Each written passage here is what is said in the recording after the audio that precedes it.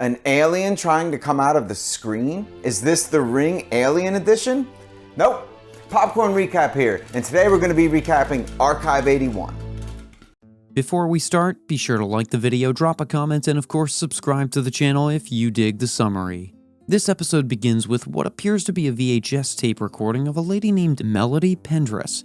She sprints down the stairs, and Melody attempts to call the name Jess. She also keeps asking if Jess can hear her. Melody then states that Jess is kidnapped. After this, the screen goes black. Eventually, when it turns on again, Melody switches the camera to face her this time. She's panting, gasping for air, and terrified. Melody pleads to the camera. She says to the camera to locate her and send help. Following this, she turns her head and spins the camera around, but nothing is visible. Melody can be heard exclaiming angrily to someone to let go of her. A man assures her that everything will be all right. However, Melody keeps on screaming to get off of her.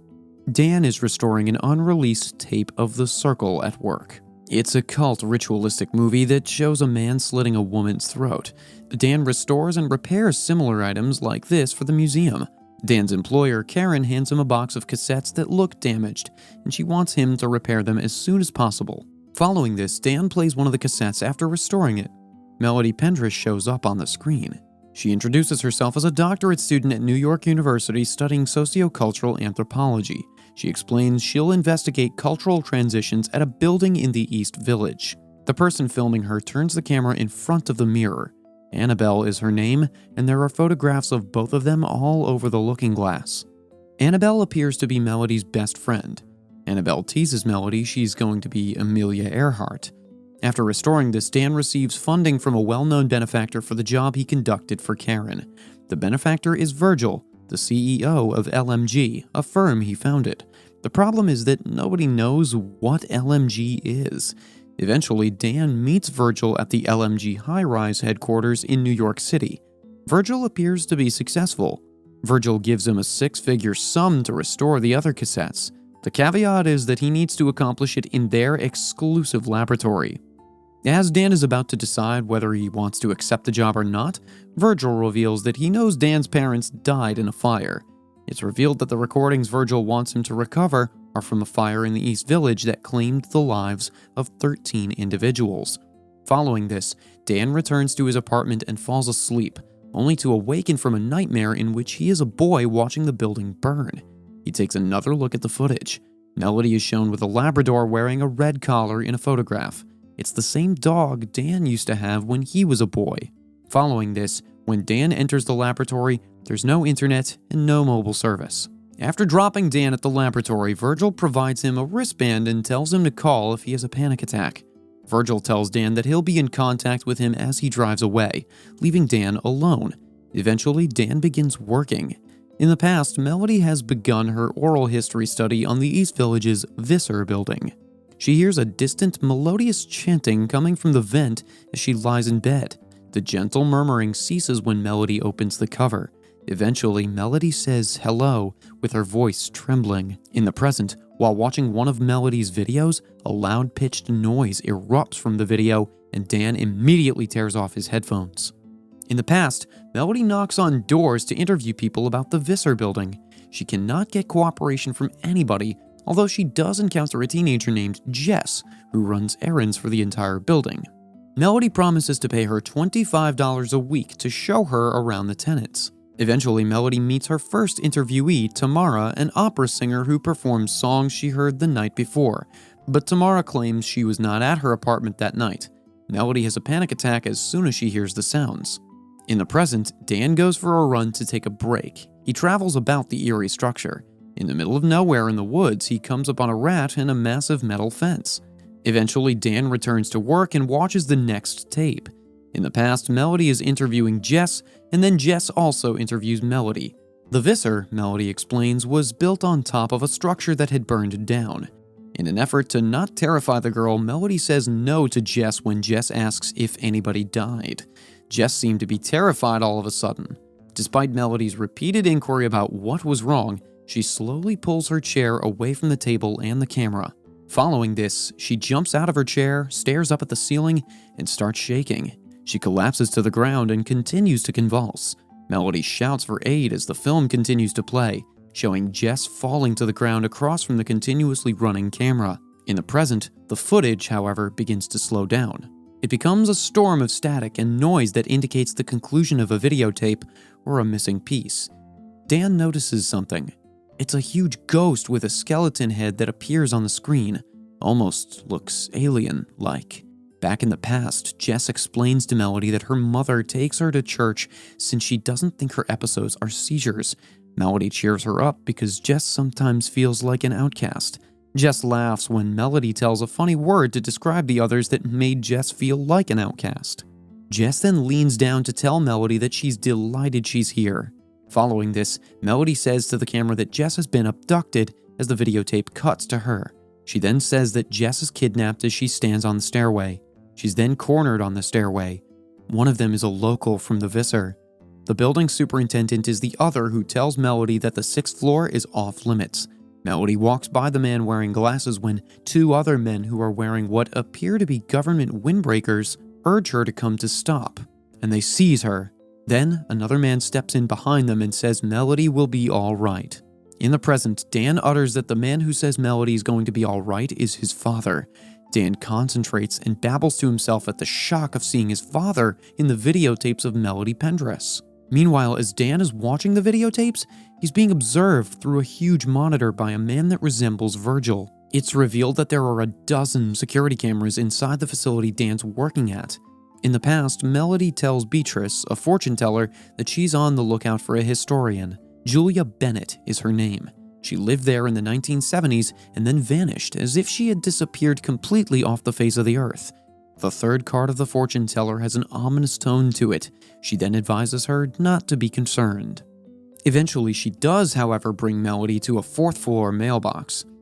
This specific box is constantly full to the brim. Melody is then caught attempting to remove a piece that is not hers. She's caught by Samuel, who wanted to unlock the door for her. Samuel approaches her and invites her out. She says yes, but she gets a message from Dan's father as she gets dressed for the date while the camera's filming. Dan's father likes to see how Melody's doing.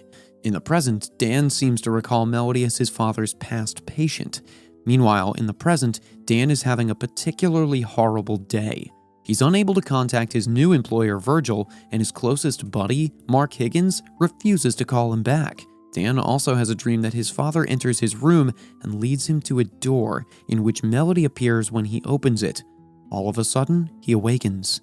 After this, he witnesses someone running away from him in a red winter coat while making a call through his cell phone in the woods. Back in the past, Samuel takes Melody to the opera. Melody, on the other hand, is experiencing a panic attack.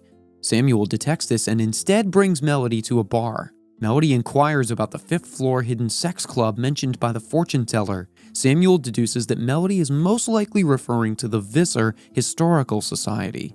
Following this, Samuel hands her a skeleton key to the mailbox, which she uses to unlock it. Samuel goes off to purchase some whiskey for a nightcap after Melody gives him a passionate kiss.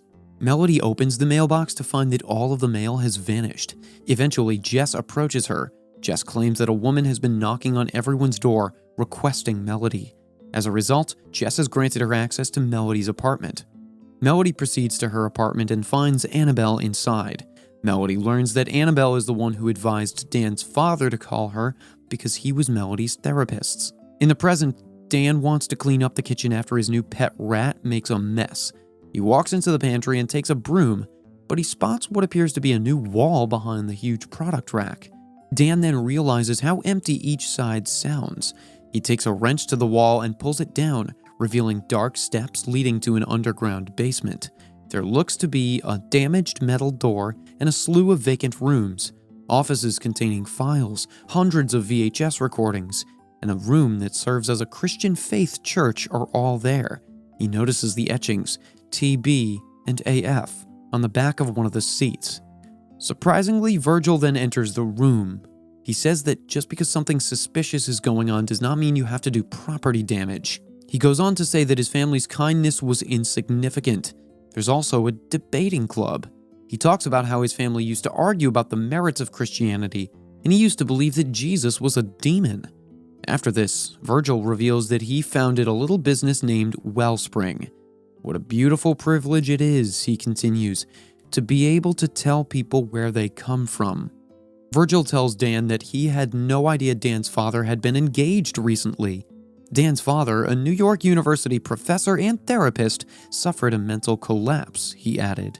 Following this, Melody hears a repetitive musical sound coming from her vent as Dan takes out another cassette.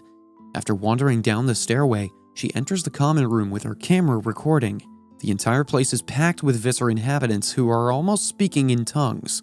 She hides in the coat closet with everyone's jackets as they're doing a form of prayer session in front of some demon statue.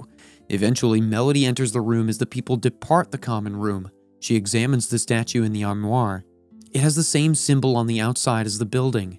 After that, she hears footsteps. Tamara, the opera singer, closes the door with Samuel inside as she hides behind the furniture. Samuel and Tamara start kissing.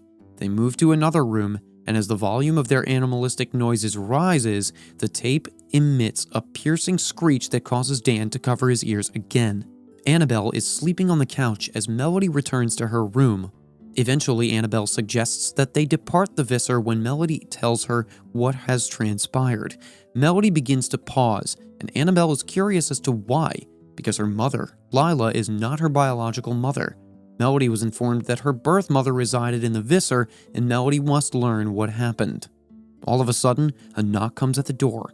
Annabelle warns her she should not answer, but she does. Melody walks to the door, but she finds no one there. When Melody answers the door, Dan's dream flashes back to him banging on the door. The episode ends with Dan borrowing Virgil's bike to grab a coffee and meet his closest buddy, Mark. Dan tells Mark the Visser Historical Society's eerie anthem was played by Dan's sister years ago. Mark gives Dan all of Dan's dad's recorded therapy sessions. Mark reveals that Melody is still alive and well in Pittsburgh. She survived the fire and may be able to provide light on what happened to Dan's father. If you'd like to know what happens next, let us know in the comments, like the video, and stay tuned. Until next time. Subscribe for more videos like this. Turn on notifications and leave a like. It really helps the channel.